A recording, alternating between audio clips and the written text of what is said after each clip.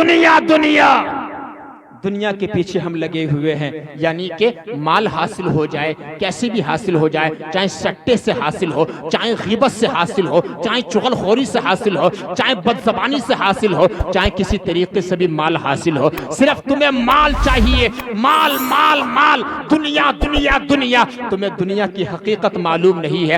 آؤ مجھ سے سنو، میں آپ کو بتاتا ہوں، آن کیمرہ بول رہا ہوں، پوری دنیا میں یہ بیان سنا جائے گا۔ اللہ اکبر کبیرہ۔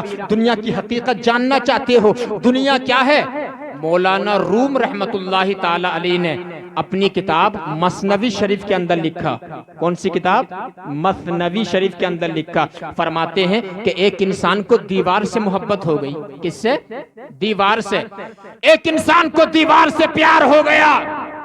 وہ کہتے ہیں نا، دل لگی دیوار سے تو پری بھی کیا چیز ہے۔ جب انسان کو دیوار سے پیار ہو جاتا ہے تو پری اس کے سامنے ہیچ نظر آتی ہے۔ ایک انسان دیوار سے محبت کرتا تھا، محبت کرنے کی وجہ یہ تھی کہ اس دیوار پہ جو ہے سورج کی لائٹ پڑتی تھی، سورج کی چمک پڑتی تھی، وہ بہت محبت کرتا تھا، لیکن وہ دن میں ہی آتا تھا، اس لیے اس کو وہ دیوار بہت اچھی لگتی تھی۔ ایک دن وہ اندھیرے میں آیا، مغرب کی نماز کے بعد آیا، چونکہ سورج ڈوب چکا تھا، اس نے دیکھا کہ دیوار کی حقیقت اس کے سامنے آ گئی۔ دیوار میں اندھیرا تھا، دیوار کے سامنے اندھیرا تھا، دیوار کے اوپر اندھیرا تھا۔ وہ سمجھ گیا کہ دیوار خوبصورت نہیں تھی، سورج کی لائٹ اس کے اوپر پڑ رہی تھی۔ دیوار کی حقیقت جو ہے اس کے سامنے آ چکی تھی۔ اب اس بندے نے دیکھا کہ دیوار تو زیادہ خوبصورت نہیں تھی۔ جب دیوار کی حقیقت اس کے سامنے آئی تو دیوار کی محبت جو ہے اس کے سینے سے نکل گئی۔ ایسے ہی یہ دنیا ہے میرے بھائیو، جب انسان کو موت کا وقت آتا ہے، اس کے سامنے دنیا کی حقیقت آ جاتی ہے، یہ سوچتا ہے جس دنیا کے پیچھے میں بھاگتا رہا وہ تو چند دنوں کی تھی، اب جو زندگی شروع ہو جانے والی ہے وہ تو اربوں سال ہے، وہ تو خربوں سال ہے، جہاں پہ قیامت کے دن جو ہے ایک دن 50,000 دنوں کے برابر ایک دن ہوگا۔ اللہ اکبر کبیرہ۔ آپ اندازہ تو لگائیے ذرا کتنا بڑا وہ دن ہوگا، 50,000 سال کے برابر ایک دن قیامت کا دن ہوگا۔ اللہ اکبر کبیرہ۔ یعنی کہ دنیا کیا ہے معلوم ہے آپ کو بتا دوں، جب سے اللہ تعالیٰ نے دنیا کو بنایا ہے اس کی طرف نظر رحمت نہیں کی ہے۔ لو کانت الدنیا تعدل عند اللہ جناح بعودۃ ما سقا کافرا منها شربۃ ماء۔ ہمارے تمہارے نبی نے فرمایا، اے لوگو، اگر دنیا کی عزت، دنیا کا مرتبہ، دنیا کی قدر اللہ کی نگاہ میں جناح بعودہ، ایک مچھر کے پر کے برابر بھی ہوتی تو اس دنیا سے کوئی بھی کافر ایک گھونٹ پانی بھی نہیں پی سکتا تھا، ایک گھونٹ پانی بھی نہیں پی سکتا تھا۔ پتا چلا دنیا ذلیل ہے، ذلیل لوگوں کو دی گئی ہے۔ اللہ اکبر کبیرہ۔ اندازہ لگائیے ذرا، اگر دنیا محبوب ہوتی تو اللہ تعالیٰ یہ اپنے یعنی کہ دشمنوں کو نہیں دیتا۔ پتا چلا دنیا ذلیل ہے، ذلیل لوگوں کو دی گئی ہے۔ اندازہ لگائیے جب دیوار کی حقیقت اس کے سامنے آ گئی، دیوار کو بھول گیا۔ ایسے ہی دنیا ہے، دنیا کی حقیقت بھی یہی ہے میرے بھائیوں کہ انسان دنیا میں چند دنوں کے لیے آیا ہے، ہمارا آخرت کا جو معاملہ ہے وہ جنت کی طرف ہونا چاہیے۔ بولو سبحان اللہ۔ جنت ایسے مل جائے گی؟ جنت سستی نہیں ہے، جنت جو ہے بہت محنت، کڑی محنت کرنی پڑے گی۔ کہ ہم کیا سمجھتے ہیں کہ مسجد میں 10 روپے دے دیے تو جنت مل جائے گی؟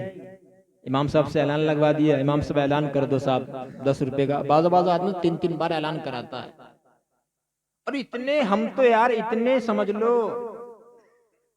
ایسے ہو گئے، ہمارے تو ذہن ایسے ہو گئے، اگر 2 نوٹ ہیں نا 10 کے، ایک نوٹ جو ہے تھوڑا امام صاحب کو بلا تھوڑا نیا ہے کرارا، ایک نوٹ تھوڑا پرانا ہے، تو مسجد کے گولک گھوم رہی ہے تو اس میں پرانا نوٹ ڈالے گا، نیا نہیں۔ جبکہ میرے بھائی یہ پرانا نوٹ بھی 10 میں چلے گا، یہ نیا نوٹ بھی 10 میں چلے گا۔ یعنی کہ اتنی گری ہوئی سوچ تو کیوں رکھ رہا ہے؟ اللہ اکبر کبیرہ۔ یعنی کہ لوگ سوچتے ہیں اگر جلسے میں ایک نعرہ مار دیا جنت ہماری ہو جائے گی، مسجد میں 10 روپے دے دیے جنت ہماری ہو جائے گی۔ اللہ اکبر کبیرہ۔ میں آپ کو بتا دوں جنت اگر اتنی سستی ہوتی تو کربلا کے میدان میں امام علی مقام کو، امام حسین کو اپنی گردن کٹانا نہیں پڑتی۔ جنت اگر سستی ہوتی تو حضرت علی اکبر کو اپنی جوانی لٹانا نہیں پڑتی. جنت اگر سستی ہوتی تو کربلا کے تپتے ہوئے ریگزار پہ قاسم بن حسن کو اپنا شباب لٹانا نہیں پڑتا. جنت میرے بھائی اگر سستی ہوتی تو حضرت علی اصغر کو اپنے حلق پہ تیر کھانے نہیں پڑتے. جنت اگر سستی ہوتی اللہ اکبر کبیرہ تو 72 نفوس قدسیہ کو اپنی جان لٹانا نہیں پڑتی. پتا چلا جنت میں جانے کے لیے بڑی محنت کرنی پڑے گی, بڑی محنت کرنی پڑے گی. جب صبح کو 2 کلو کا لحاف تیرے اوپر پڑا ہوا ہوتا ہے, نفس تو کہتا ہے کہ نماز پڑھنے مت جا, بڑی سردی پڑ رہی ہے, ٹھنڈے پانی سے وضو بنانا پڑے گا. اپنے نفس امارہ کو مار کے 2 کلو کا لحاف ہٹانے کے بعد جو ہے ٹھنڈے پانی سے وضو بنا کے اپنے پیروں سے مسجد میں آنا پڑے گا. امام صاحب کے پیچھے نماز ادا کرنی پڑے گی. جب کہیں جا کے تمہیں جنت ملے گی. جب ظہر کے وقت میں جب لائٹ کا انتظام نہیں ہوتا ہے, گرمی پڑتی ہے, نفس تو کہتا ہے بڑی گرمی پڑ رہی ہے, اپنے نفس کو مارنے کے بعد جو ہے ظہر کی نماز پڑھنی پڑے گی. تب کہیں جا کے تمہیں جنت ملے گی. عصر کی نماز تمہیں گپ شپ چھوڑ کے پڑھنی پڑے گی. جب جنت ملے گی مغرب کی نماز پڑھنی پڑے گی. جب جنت ملے گی عشاء کی نماز پڑھنی پڑے گی. جب جنت ملے گی یار وہی جنت ہے جس جنت کے بارے میں ہمارے تمہارے نبی نے فرمایا, اے لوگوں اپنی نماز میں اللہ تعالیٰ سے 5 مرتبہ جنت مانگا کرو. 5 ٹائم کی نماز میں جنت مانگا کرو. یہ وہی جنت ہے, اس لیے اس کی طرف توجہ کرنا چاہیے. دنیا ہے, دنیا کی حقیقت سے نکلو. ایک مرتبہ نا حضرت سلیمان علیہ السلام کا نام سنا ہے نا, بہت بڑے اللہ تعالیٰ کے نبی تھے. اللہ نے ان کو بادشاہت دی تھی. کس کو؟ حضرت سلیمان علیہ السلام کو. جناتوں پر حکومت, دریاؤں پر حکومت, پرندوں پر حکومت, چرندوں پر حکومت, ہواؤں پر حکومت. غدوها شہر ورواحها شہر. یہ ایروپلین تو آج چل رہا ہے نا, اس زمانے میں دیکھو اللہ نے کیسے سلطنت عطا فرمائی. شام کو ان کا تخت ایک ملک میں ہوتا تھا اور صبح کو دوسرے ملک میں ہوتا تھا. بولو یار سبحان اللہ. یعنی یہ تو آج ٹیکنالوجی ہے. لوگ آج اپنا آپ کو پروفیشنل سمجھتے ہیں, لیکن قرآن کیا کہتا ہے؟ غدوها شہر ورواحها شہر. حضرت سلیمان علیہ السلام کو اللہ نے وہ طاقت دی تھی کہ ان کا تخت شام کو کہیں ہوتا تھا, صبح کو کہیں ہوتا تھا. ایک دن جو ہے اپنے تخت پہ اڑتے ہوئے جا رہے تھے. آپ نے دیکھا نیچے ایک شخص اللہ اللہ کر رہا ہے, تسبیح پڑھ رہا ہے, عبادت کر رہا ہے. اللہ آپ نے حکم دیا ہواؤں کو مجھے نیچے اتار دیا جائے. ہواؤں نے ان کو نیچے اتار دیا. سلیمان علیہ السلام کو ایسی سلطنت اللہ تعالیٰ نے عطا فرمائی. وہ بندہ جو نماز پڑھ رہا تھا, نماز پڑھنے کے بعد سلیمان علیہ السلام کی بارگاہ میں آتا ہے اور آنے کے بعد سلام عرض کرتا ہے, کہتا حضور اللہ تعالیٰ نے آپ کو کتنا بڑا مرتبہ دیا ہے, آپ کی سلطنت کتنی بڑی ہے, آپ کو کتنا بڑا اسٹیٹس دیا ہے, کتنا بڑا مقام دیا ہے, آپ کو اللہ تعالیٰ نے کتنی بڑی حکومت دی ہے. سلیمان علیہ السلام کا جواب سننا, دل کے اندر ٹھنڈک محسوس کرنا.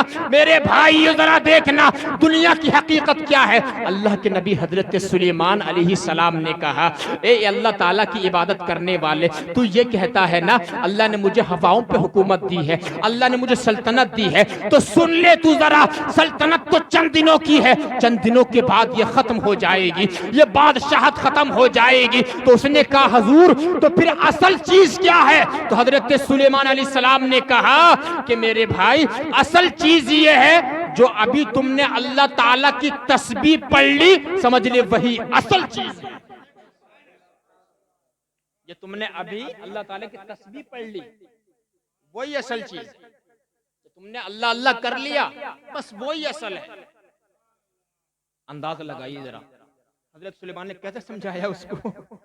اللہ کو جب نماز پڑھ رہا تھا اس کے قریب میں آئے اور آ کر کے آپ نے اپنا بدن اس کے بدن سے لگا دیا.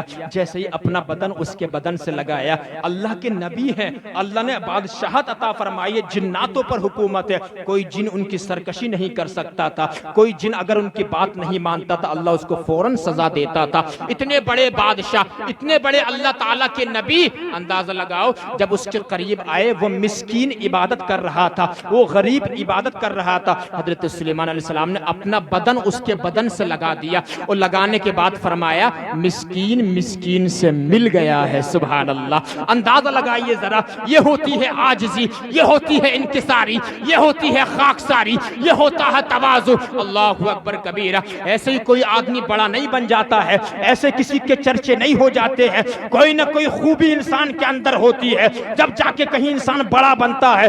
اللہ اکبر کبیرہ.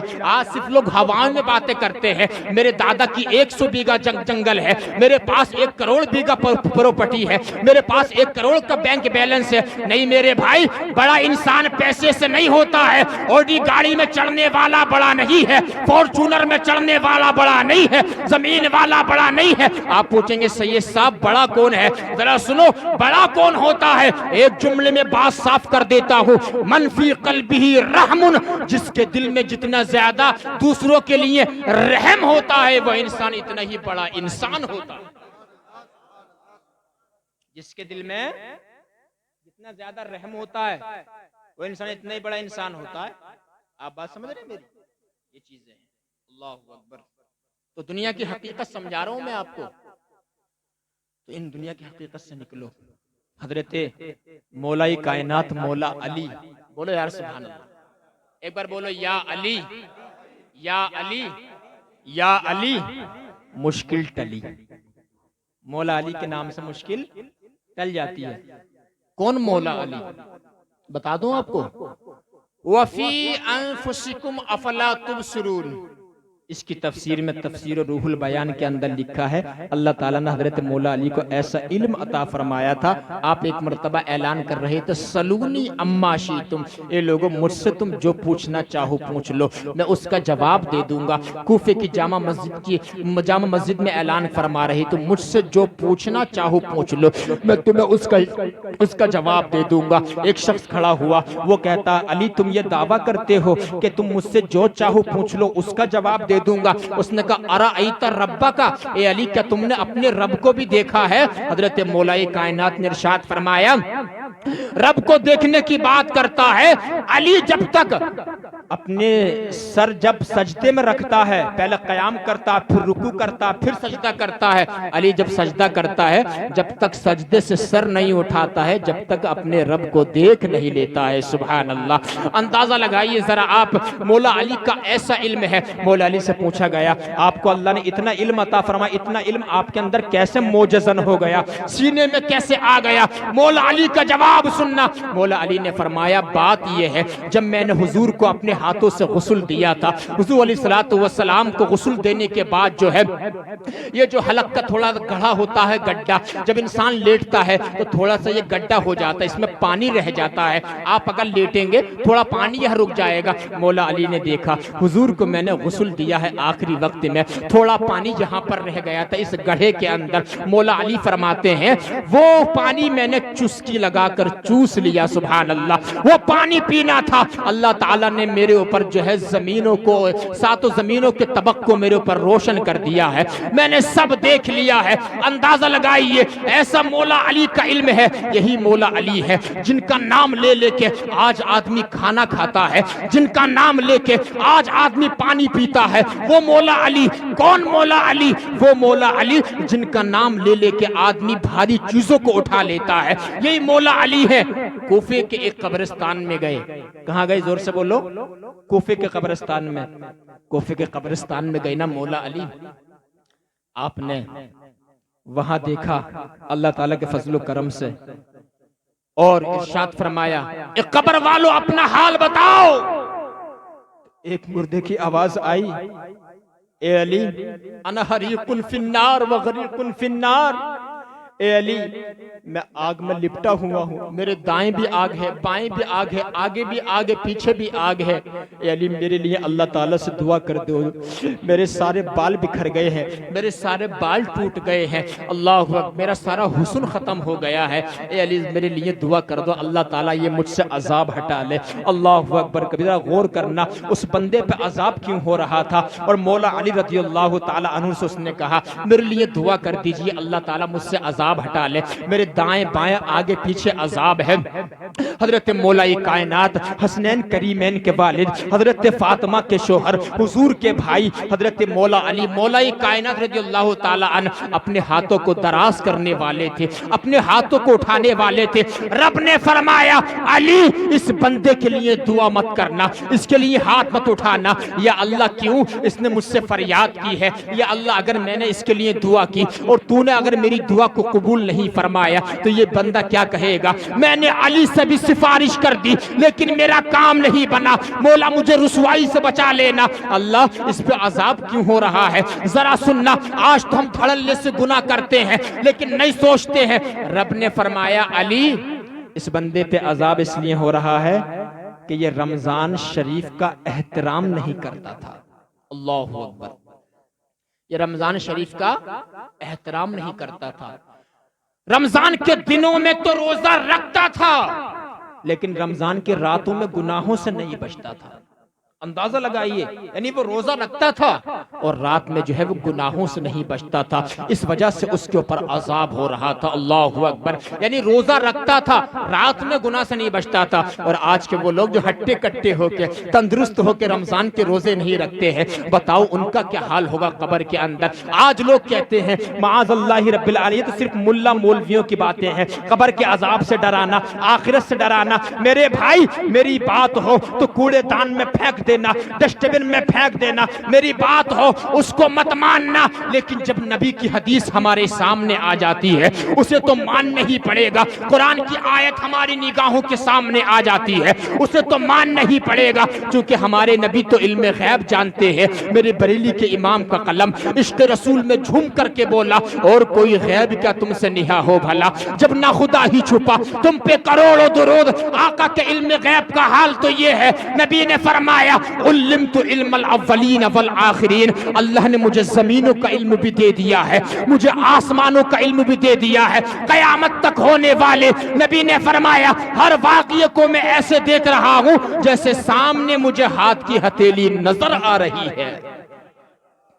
تو اس نبی نے تو دیکھا ہے نا قبر کا حال, تو وہ تو ہمیں ماننا پڑے گا. آج سمجھ رہے ہیں؟ تو رمضان کے روزے رکھتا تھا وہ, لیکن رات میں جو ہے نہیں بچتا تھا. اب وہ لوگ جو روزے نہیں رکھتے ہیں, اچھا بعض انسان کے حالات تو ایسے ہیں کہ رمضان میں ایک روزہ بھی نہیں رکھے گا.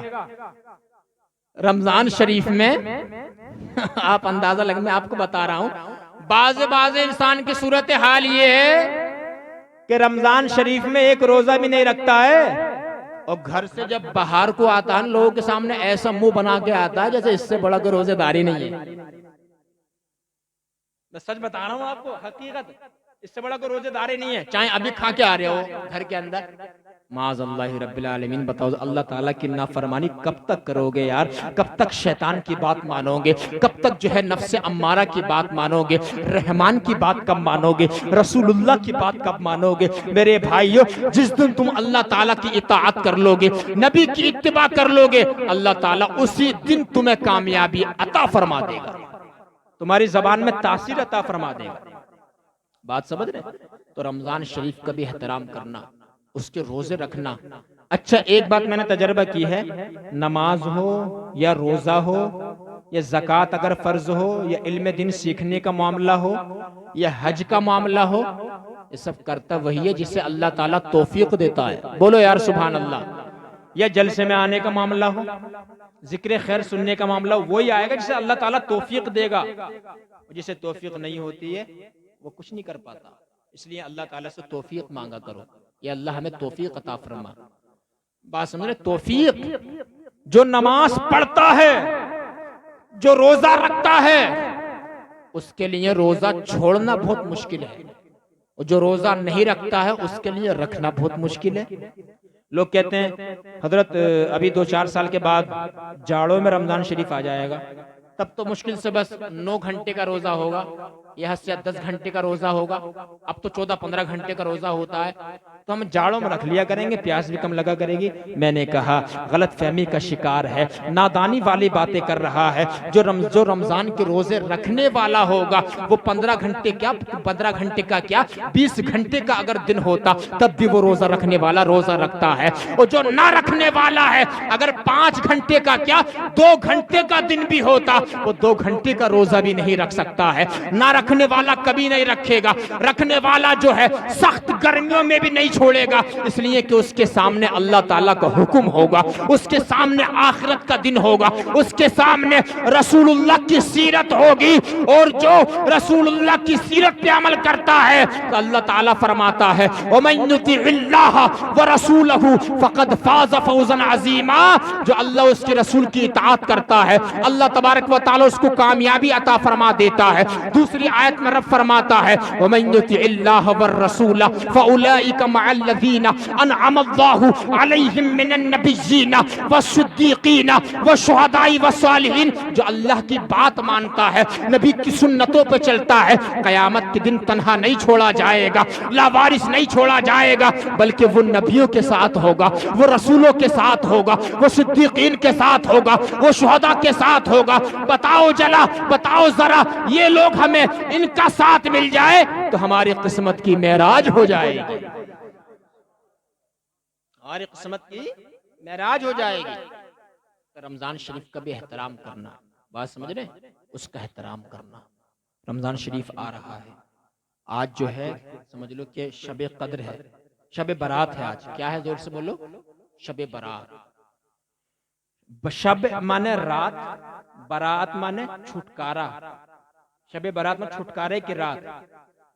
اس رات میں آپ کو معلوم ہے حضرت عائشہ ام المؤمنین سیدتنا عائشہ صدیقہ عفیفہ رضی اللہ تعالی عنہا وہ فرماتی ہیں کہ میں جو ہوں نا اپنے بستر پر لیٹی ہوئی تھی, حضور میرے برابر میں. کہتی ہیں جب میری رات میں آنکھ کھلی نا, میں نے اپنے بستر پہ ایسے ہاتھ مار کے دیکھا, حضور اپنے بستر پہ نہیں تھے.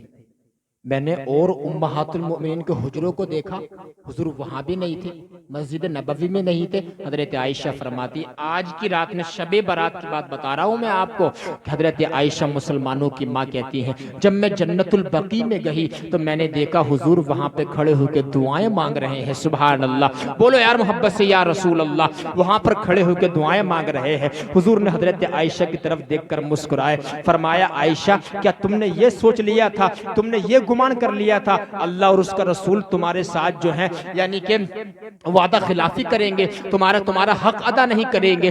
اللہ اکبر کبیرہ. حضرت گرامی حضرت عائشہ رضی اللہ تعالی عنہا سے حضور نے فرمایا عائشہ تم جانتی ہو یہ رات کون سی رات ہے؟ ہمارے تمہارے نبی نے فرمایا, شمس الدحا نے فرمایا, بدر الدجا نے فرمایا, خاتم النبیین نے فرمایا, خاتم المعصومین نے فرمایا, مالک جنت نے فرمایا, مالک رقاب امم نے فرمایا. کیا فرمایا معلوم ہے؟ ہمارے تمہارے نبی نے فرمایا عائشہ اس رات میں شب برات میں اللہ تعالیٰ بنو کلب کی بکریوں کے بالوں کے برابر گنہگاروں کی مغفرت عطا فرما دیتا ہے. سبحان اللہ. بنو کلب عرب میں ایک قبیلہ تھا, ایک بہت بڑا قبیلہ, اس کے اندر بہت ساری بکریاں تھیں. اب بتاؤ بکریاں کتنی ہوتی ہیں اور بکریوں پہ بال کتنے ہوتے ہیں, کوئی شمار نہیں کر سکتا ہے, کوئی گن نہیں سکتا ہے. حضور نے فرمایا کہ ان بال کے برابر اللہ تعالیٰ اس رات میں لوگوں کو جہنم سے آزاد فرما دیتا ہے. اہم فیصلے بھی کر دیے جاتے ہیں اس رات میں. فیہا یفرق کل امر حکیم. اس رات میں نا جو مرے گا اس کا نام بھی لکھ دیا جاتا ہے, جس کو جتنی روزی ملے گی, کتنی اولادیں آنے والی ہیں اس سال میں, سب کے اللہ تعالیٰ نام لکھ دیتا ہے. اہم فیصلے کیے جاتے ہیں. کوئی اگر حج کی دولت مانگ لیتا اللہ تعالیٰ اس کو حج عطا فرما دیتا. بات سمجھ رہے ہیں؟ ہمیں تو مانگنا بھی نہیں آتا اللہ تعالیٰ سے, ہمیں مانگنا بھی نہیں آتا. بازا مانگتا اللہ تعالیٰ تو چاہے تو دے دیے, تو چاہے تو دے دیے. یہ مانگنے کا طریقہ نہیں ہے.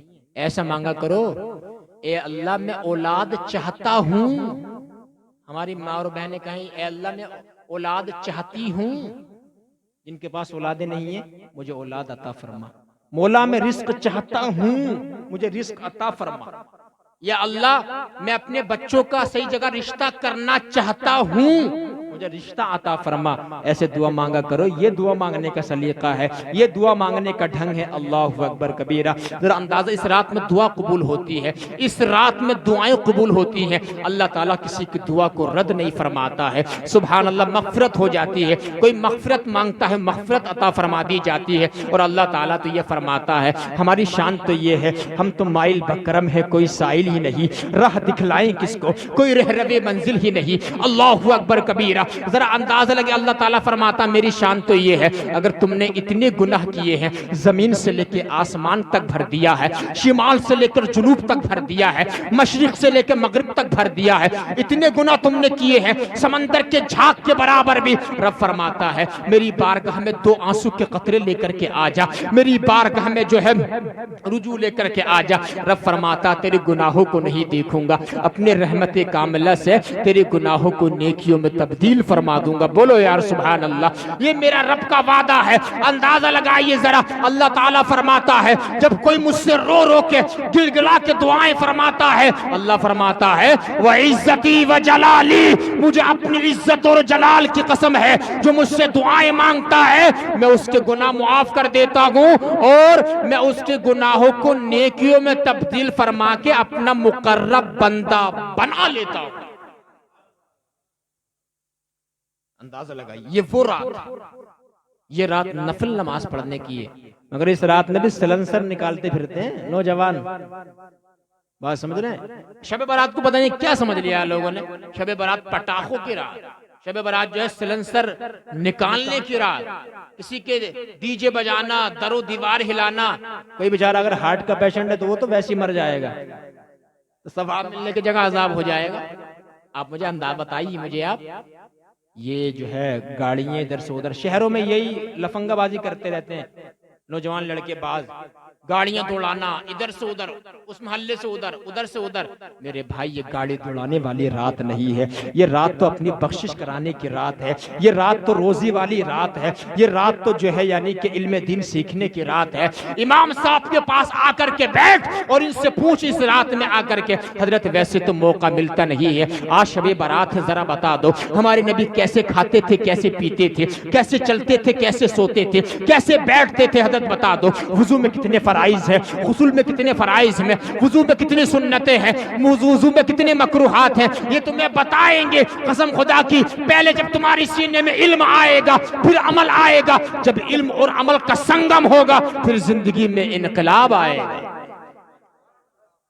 یہ وہ رات ہے، اس رات میں اللہ تعالیٰ کی بارگاہ میں آنا چاہیے، لیکن قسم خدا کی آپ کو بتا دوں، حدیث میں آتا ہے اربعتن، 4 لوگ ایسے ہیں جن کی اس رات میں بھی مغفرت نہیں ہے، نجات نہیں ہے، بخشش نہیں ہے۔ کتنے لوگ زور سے بولو؟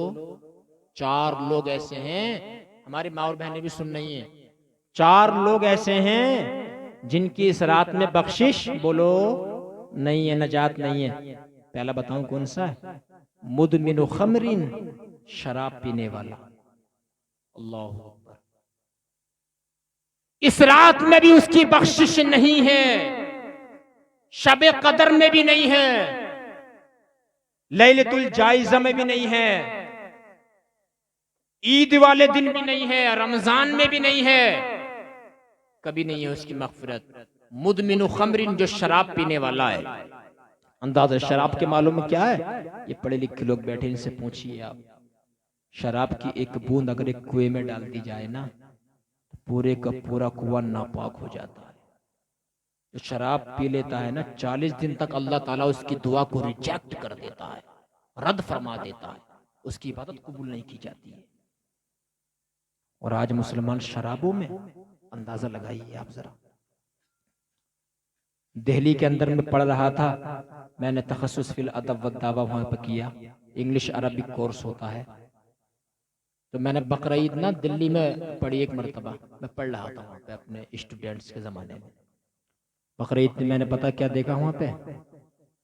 نماز پڑھنے کے بعد جیسے ہی میں نکلا، ایک لائن لگی ہوئی تھی سامنے، میں نے کہا یار یہ لائن کیسی ہے؟ کہا حضرت سامنے شراب کی دکان ہے۔ میں نے کہا کہ یہ سب غیر مسلم ہوں گے؟ کہا حضرت نہیں، ان میں جو ہے 90% مسلمان ہیں جنہوں نے ابھی بقرعید کی نماز پڑھی۔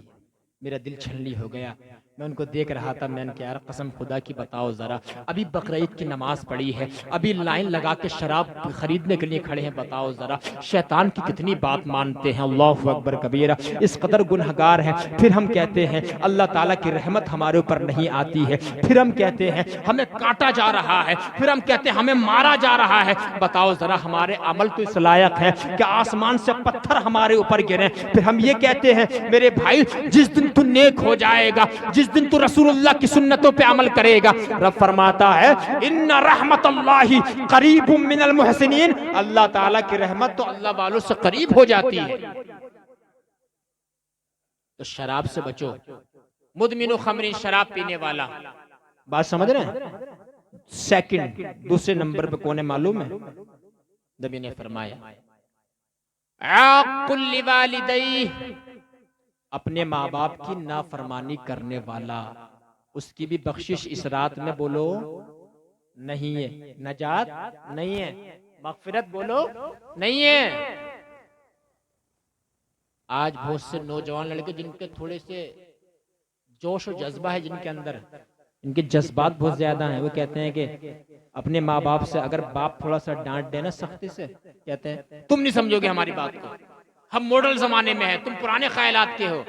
اللہ اکبر کبیرہ، میرے بھائی یعنی کہ اگر تو جوان ہے، تو پٹھے کے اعتبار سے مضبوط ہے، اور اپنے باپ کو یہ کہہ رہا ہے جو تیرا باپ تجربات کی چکھی میں پسا ہوا ہے، اسے تو یہ کہہ رہا ہے کہ تم نہیں جانتے ہو، بلکہ حقیقت یہ ہے کہ تو نہیں جانتا ہے، تیرا باپ کہاں بول رہا ہے۔ اللہ اکبر کبیرہ، ذرا اندازہ لگاؤ، والدین کو ایسے نہیں بولنا چاہیے، والدین کا بہت سخت معاملہ ہے، ان سے محبت کرنا چاہیے۔ میرے بھائی والدین آج ہیں کل نہیں ہوں گے، جب اپنے چلے جاتے ہیں تو بہت یاد آتے ہیں، ان سے محبت کرنا چاہیے۔ اللہ اکبر کبیرہ، ایک صحابی رسول آئے، یا رسول اللہ، یا رسول اللہ میں جہاد پر جانا چاہتا ہوں۔ آقا نے فرمایا حل لک من ام، اے میرے صحابی کیا تمہاری ماں موجود ہے؟ قال نعم یا رسول اللہ، ہاں میرے آقا میری ماں موجود ہے۔ نبی نے فرمایا الزمھا فان الجنۃ تحت اقدام الامہات، میرے صحابی جاؤ تم گھر چلے جاؤ، جانے کے بعد اپنی ماں کا تلوہ چوم لو، گویا کہ جو جنت کی، گویا کہ جو ماں کے قدموں کو چومتا ہے وہ جنت کی چوکھٹ کو بوسہ دیتا ہے۔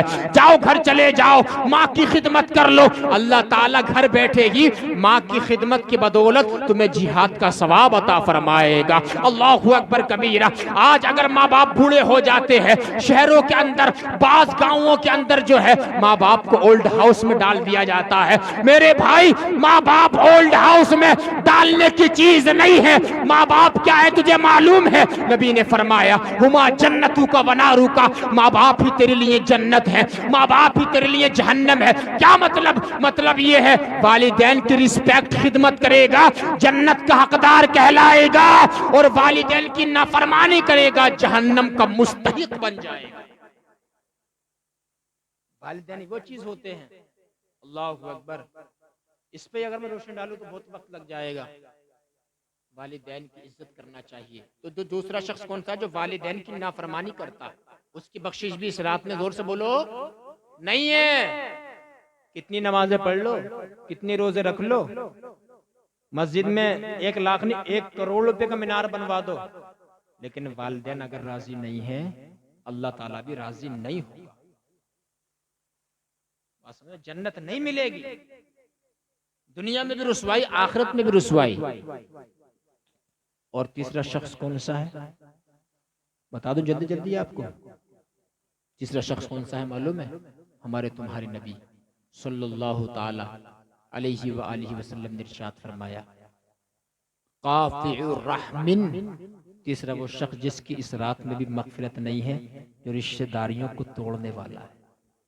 وہاں فریاد صاحب رشتہ داریوں کو توڑنے والا، اندازہ لگائیے آج اگر کسی کی بیٹی کا رشتہ اچھا مل جائے، کسی بھائی کو اچھا بہنوئی مل جائے، کسی باپ کو اچھا داماد مل جائے اس کی بیٹی کے لیے، اللہ اکبر، ویسا اچھا شوہر تو اچھا داماد تو مل گیا، وہ بیچارہ خوشی میں کہہ دیتا مجھے بڑا اچھا داماد ملا ہے، ڈاکٹر صاحب ملے ہیں، انجینئر صاحب ملے ہیں، مفتی صاحب ملے ہیں. اب جو اس کا مخالف ہے اس نے دیکھا یار ان کو بڑا اچھا داماد مل گیا، وہ پہنچا ادھر لڑکوں والے کی طرف جو اس کا مخالف تھا.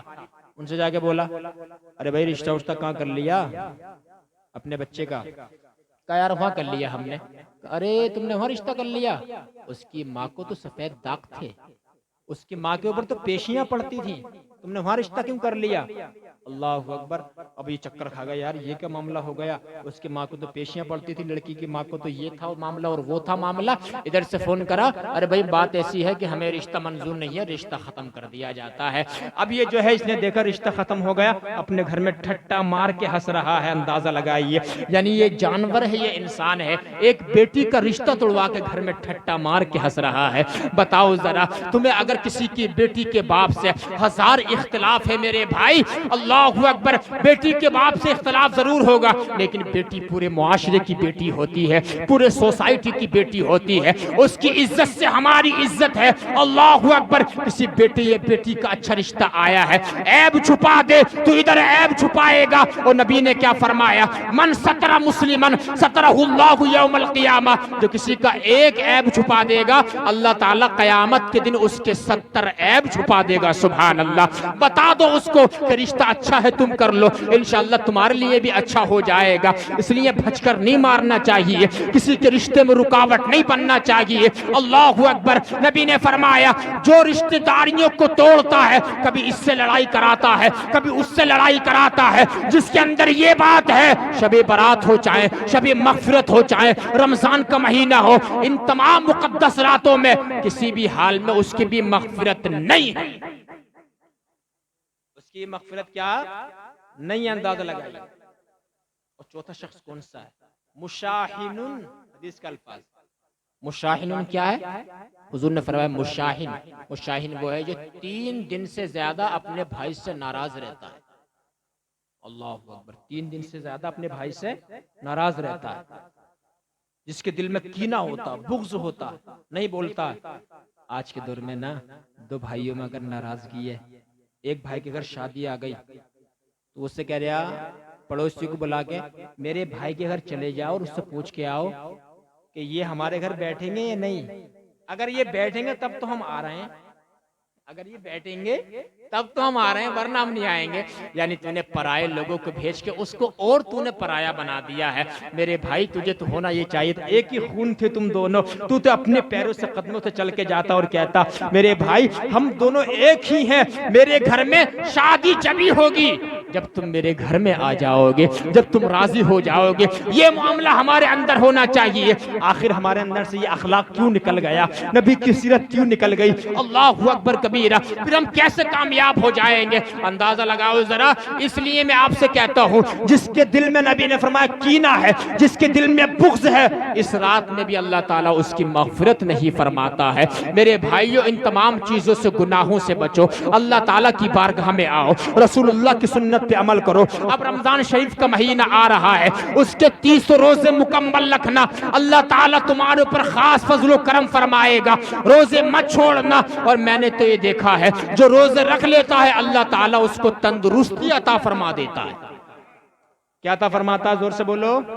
بس یہ آخری بات کرنے لگا ہوں، وقت زیادہ ہو رہا ہے. تندرستی عطا فرماتا ہے. کیا؟ زور سے بولو. تندرستی.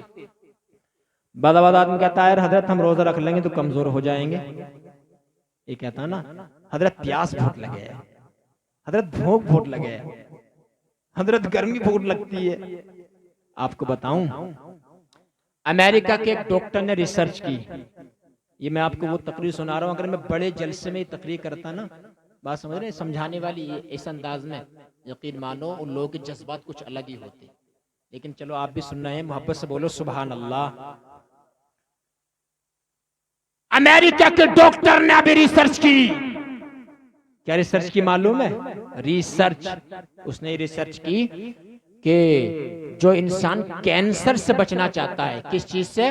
جو انسان کینسر سے بچنا چاہتا ہے، امریکہ کے ڈاکٹر نے کہا اسے جو ہے سال میں جو ہے 20 سے 25 دن بھوکا رہنا چاہیے۔ تو لوگوں نے کہا ایسی کیا وجہ ہے؟ کہا میں نے یہ ریسرچ پیش کی ہے، اس لیے کہ جو سال میں 20 سے 25 دن بھوکا رہے گا، باڈی کے اندر جو ہے، جسم کے اندر کچھ ایسے اجزاء ہوتے ہیں، کچھ ایسے پارٹس ہوتے ہیں جو بعض پارٹس جو ہیں بعض کو کھاتے ہیں بھوک کی وجہ سے۔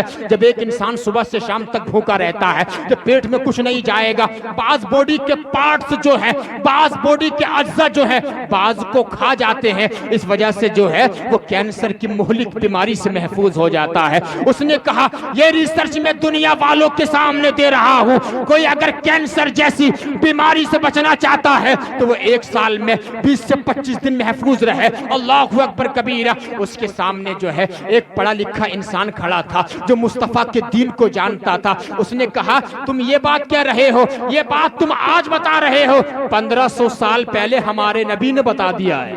بولو یار سبحان اللہ، اب بولنا پڑے گا آپ کو، بولو یا رسول اللہ۔ اللہ اکبر۔ اس نے کہا تمہارے نبی نے کیا بتایا ہے؟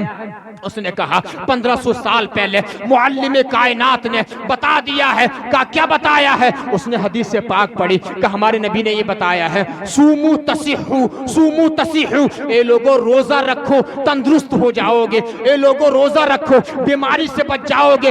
یہ ریسرچ آج پیش کر رہے ہو، ڈاکٹر آج بتا رہے ہو، ہمارے نبی نے 1500 سال پہلے بتا دیا ہے کہ روزہ رکھو تندرست ہو جاؤ گے۔ بیمار نہیں پڑتا ہے، تندرست ہو جاتا ہے۔ ڈاکٹر اپنی ران پہ ہاتھ مار کے خاموش ہو گیا اور کہنے لگا جس پیغمبر نے، جس مسلمانوں کے نبی نے 1500 سال پہلے اس امت کا علاج بتا دیا ہو، میں اس نبی کا کلمہ پڑھ کے مسلمان ہو رہا ہوں۔ ڈاکٹر نے کہا 1500 سال پہلے جس نبی نے اس امت کا علاج بتا دیا ہو، اس نبی کا دین اسلام جھوٹا نہیں ہو سکتا۔ دین اسلام جھوٹا، اندازہ لگائیے۔ لوگ ڈرتے ہیں، اس لیے روزہ رکھا کرو، روزے سے انسان کینسر جیسی بیماری سے بچ جاتا ہے۔